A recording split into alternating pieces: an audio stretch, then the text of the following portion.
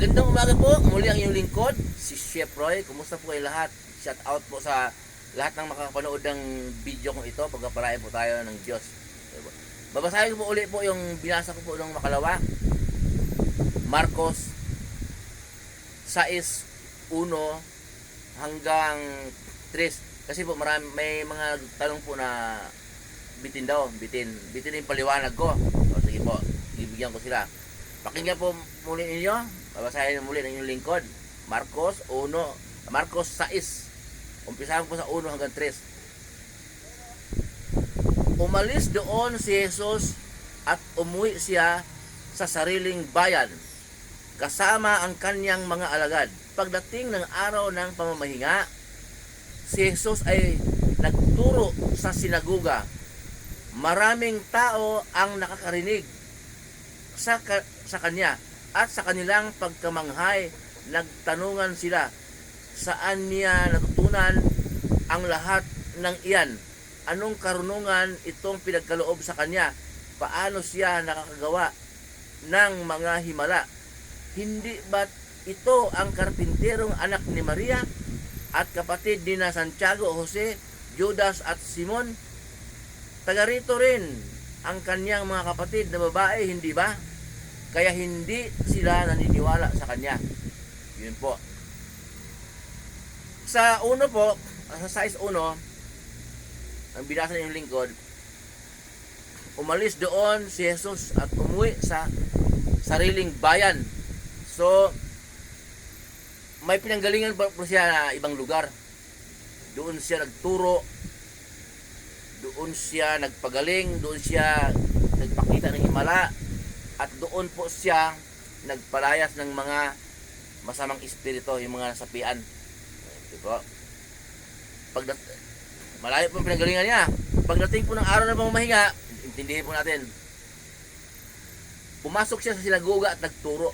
Yung sinagoga po, doon po ginagawa yung pagturo ng mga kautusan ng lumang tipan, yung utos ng Diyos na pinadaan kay Moises.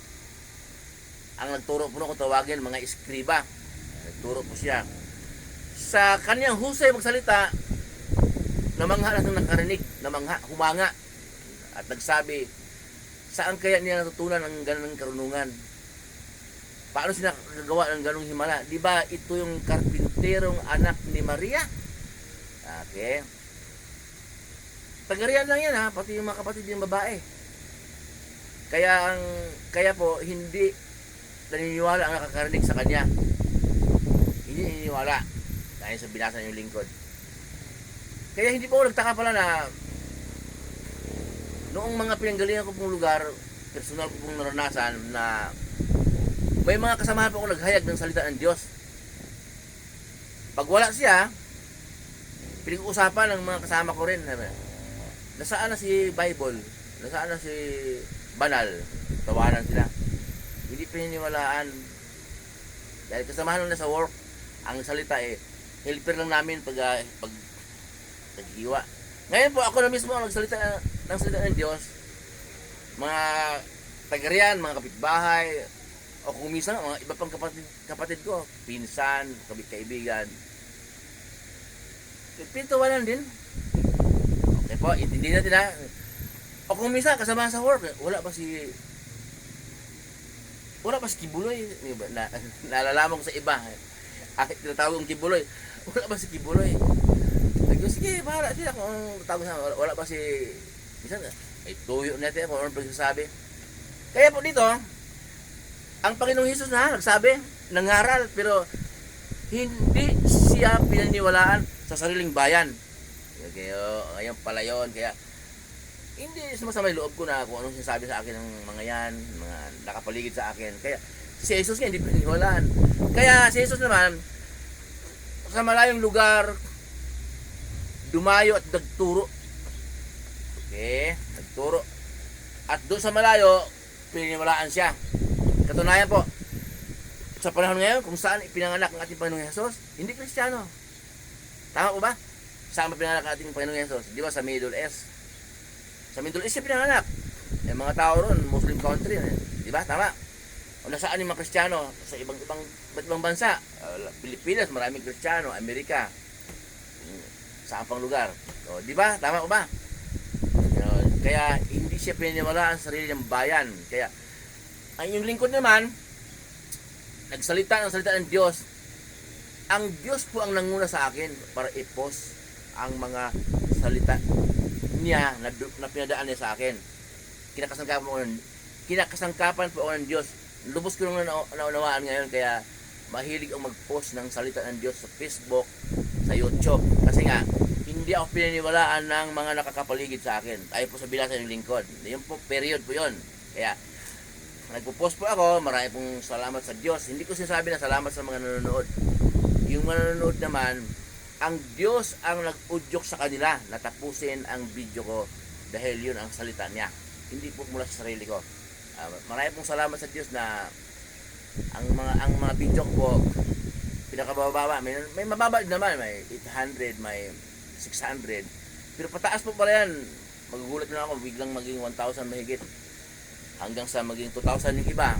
Okay.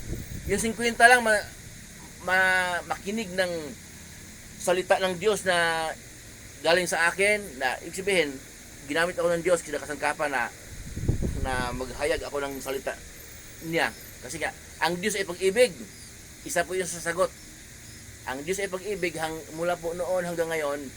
Nagpadala ang Diyos sa mga lugar ng tao na magsalita ng kaniyang salita dahil nais ng Diyos na lahat ng tao ay makakapasok sa kanyang kaharian kasi banal po siya. Di banal din ang makakapasok, hindi makakapasok tayong mga marurumi, mga makasalanan. Kaya po ang ibig sabihin ng salita na masamang damo, matagal mamatay, hindi po ibig sabihin na 90 na edad mo, ay nangingisda ka pa, nagtrabaho sa bukid. Hindi po ibig sabihin noon.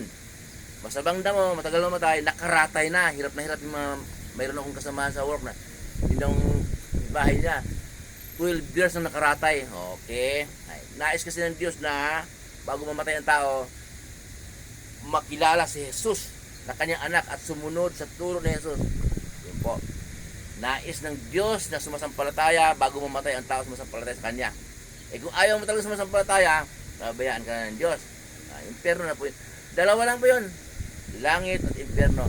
Hindi po totoo yung mga turo nila na may purgatorio pa. Wala po sa Bible yung purgatorio. Wala po din mababasa. Wala po yun sa turo ng ating Panginoong Jesus. Muli po yung lingkod, si Chef Roy. Mabuhay po kayo. Ingatan po kayo ng Diyos. Pagpalain tayo ng Diyos. Sasamahan kayo ng Diyos kahit saan po kayo pupunta. Sa mga trabaho man na pinasukan nyo, mga negosyo ninyo, kahit anong pinagkakitaan ninyo, ayon sa kalooban ng Diyos, pagpapalain po kayo ng Diyos.